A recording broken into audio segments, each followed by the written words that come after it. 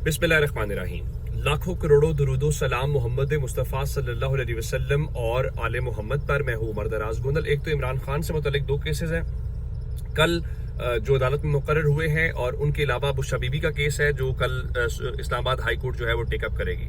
अगर आप देखें तो आपको नजर ये आ रहा है कि जैसे जैसे इस्लामाबाद हाई कोर्ट के अंदर जो मामलात हैं वो सेटल डाउन हो गए हैं, वो तमाम जजेस जिनसे प्रॉब्लम थी उनके तबादले कर दिए गए हैं, और तबादले करने के बाद जस्टिस मोहसिन अख्तर कियानी साहब जो हैं वो लाहौर पहुंच गए हैं, और लाहौर पहुंचने से मुराद ये है कि उनकी जो कॉज लिस्ट है वो जारी कर दी गई है। इस कॉज लिस्ट के अंदर हमने ये देखा है कि कल वो केसेस को टेकअप करेंगे, लेकिन फिर जिस तरह से हमने ये देखा कि इस्लामाबाद हाई कोर्ट के अंदर उनके जो केसेस लगे हुए थे, अगर आप वो देखें तो मुख्तलिफ गार्डियनशिप के केसेस जो फैमिली मैटर्स को लेकर हैं उनको उन केसेस में बिठाया जाता था।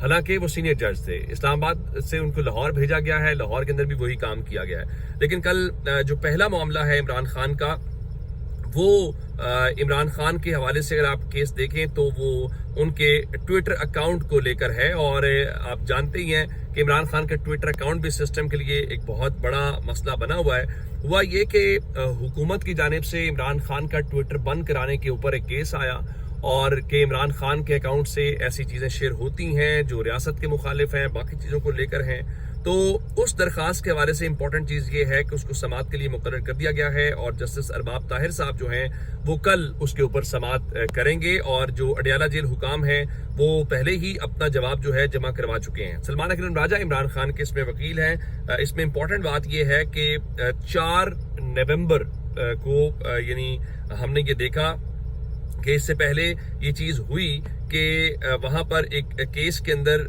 पिछले साल अदालत ने ये हुक्म दिया कि जो सलमान अकरम राजा हैं उनकी मुलाकात कराई जाए इमरान खान से, क्योंकि उनके मुताल्लिक कहा गया था कि मेरे पास कोई इस हवाले से वो चीज़ें नहीं हैं, इंस्ट्रक्शंस नहीं हैं, और मेरी इमरान खान से मुलाकात करवाई जाए।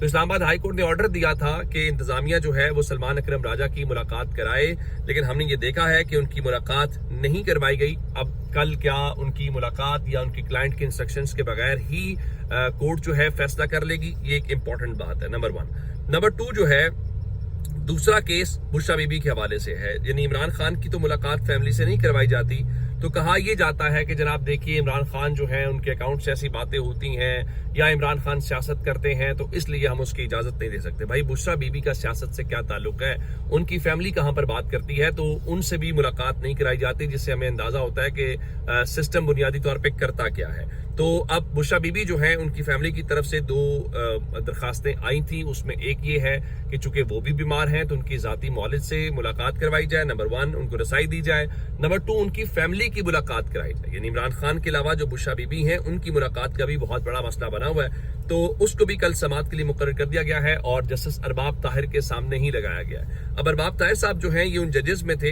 जिनका नाम था तबादले के हवाले से कहा गया था उनको बलूचिस्तान भेजा जाएगा। हमारी इत्तला थी कि अरबाब ताहिर साहब बलूचिस्तान नहीं जाना चाहते।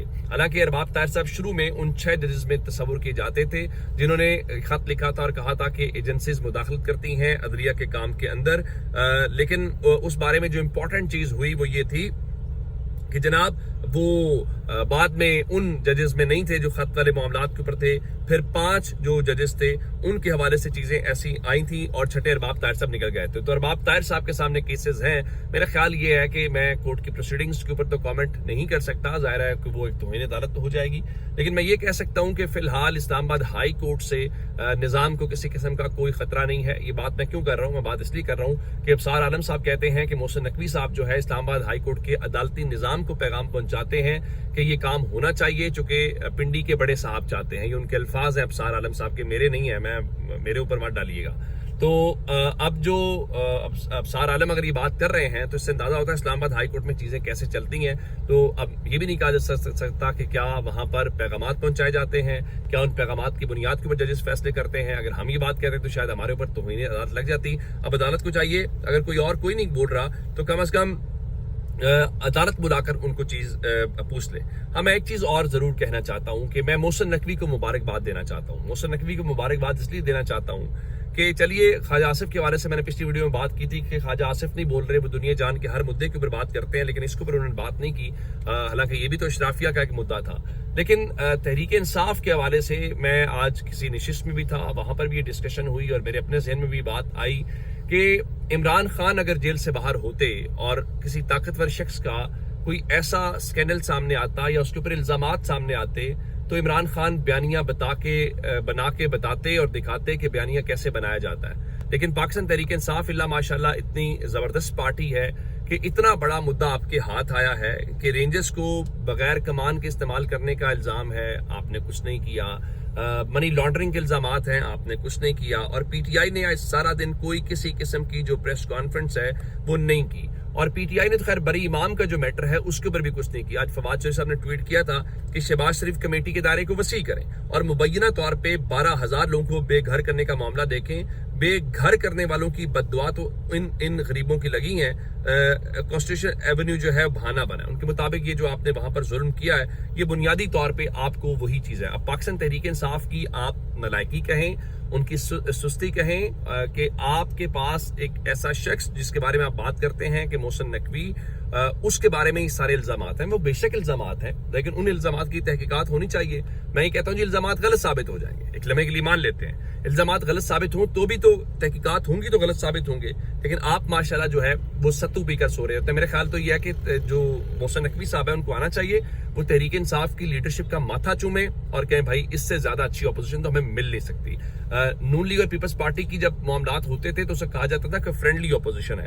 تو اب فرینڈلی اپوزیشن سے بات تھوڑی آگے چلی گئی ہے. میں اس لیے بات کر رہا ہوں کہ اتنا بڑا مدعا ہے. اور پی ٹی آئی نے آج ہمیں یہ بتایا ہے کہ جو سی پی این اے جو اخبارات کے نیوز ایڈیٹرز ہوتے ہیں ان کا ایک الیکشن ہوتا ہے جس میں کاظم خان جیتے ہیں، اس کے اوپر شیخ وقاص اکرم صاحب کا آج بیان آنا بڑا ضروری تھا. انہوں نے مبارکباد کا پیغام جاری کیا ہے، ویری گڈ. لیکن اتنے بڑے سکینڈل، اتنے بڑے معاملے کے اوپر آپ نے وہ چھایا ہوا ہے، سناٹا ہے، تو پھر لوگ سوال کریں گے نا کہ پی ٹی آئی کی لیڈرشپ کر کیا رہی ہے. یعنی تحریک انصاف کا سپورٹر سوال کرے گا، پی ٹی آئی کا ووٹر سوال کرے گا کہ بھائی عمران خان کی رہائی کا پلان آپ کے پاس نہیں ہے، آپس میں آپ الجھے رہتے ہیں. اب یہ تو عوامی انٹرسٹ کا معاملہ ہے، مفاد عامہ ہے. اگر مفاد عامہ کے اوپر بھی آپ بات نہیں کر سکتے تو پھر آپ کہاں پہ؟ پھر آپ سے بہتر تو وہ جواد احمد ہے. ہم جس کو کریٹیسائز کر رہے ہوتے ہیں یا لوگ اس کی وہ کر رہے ہوتے ہیں، جواد احمد آج لاہور کے اندر ایک میڈیا گیٹ ٹوگیدر رکھا ہوا تھا ڈیجیٹل میڈیا کے جو لوگ ہیں ان کے حوالے سے، اور وہاں پر انہوں نے جو ایک بات کی اور انہوں نے عمران خان کی جو رہائی کی بات ہے وہ وہاں پر بات کی، اور انہوں نے کہا کہ عمران خان کو جو ہے وہ نکالا جائے. یعنی انہوں نے ان کی کہ عمران خان کو جیل سے فوری طور پہ نکالا جائے. اب یہ بات کون کہہ رہا ہے؟ جو عمران خان کے بارے میں سب سے کیا کہنا چاہیے کہ اس قسم کی گفتگو کرتے ہیں جو بلو دی بیلٹ ہوتی ہے، یا ایک ایسی گفتگو ہے جس کو کوئی زیادہ جو ہے وہ کیا نہیں جا سکتا. تو اگر تحریک انصاف کو پھر یوں کرنا چاہیے کہ اگر آپ اپوزیشن کا رول نہیں پلے کر سکتے تو کم از کم آپ جواد احمد کو کہیں کہ وہی پاکستان تحریک انصاف کی جگہ پہ اپوزیشن کا رول ہے. کم از کم عوام کے ایشوز کے اوپر تو بات کریں. پنجاب میں کسانوں کو ذبح کیا گیا عملی طور کے اوپر، آپ جائیں کسی کسان سے پوچھیں آلو کے معاملات، ایون گنا جو بھی چیزیں ہیں، مہنگائی، بجلی کے بل. لیکن آپ کیا ہے، آپ آتے ہیں پنجاب میں وہ جہاز والا مریم نواز کا اتنا بڑا مسئلہ تھا، تحریک انصاف نے کوئی اپوزیشن نہیں کی، تحریک انصاف نے کوئی اس مدعے کو نہیں اٹھایا.